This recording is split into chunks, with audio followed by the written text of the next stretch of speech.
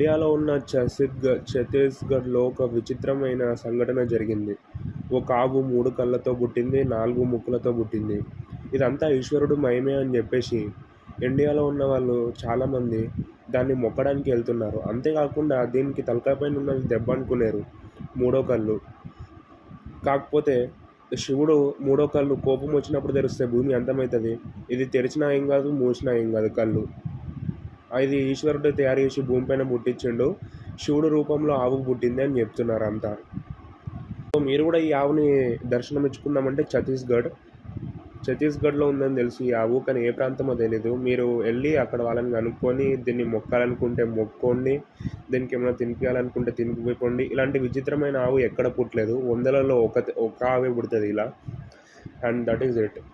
ఇంతవరకు మన ఇండియాలో ఇలాంటి కేసెస్ ఎప్పుడు జరగలేదు. ఫస్ట్ టైం ఛత్తీస్‌గఢ్‌లో 3 కళ్ళున్న ఆవు, 4 ముక్కులు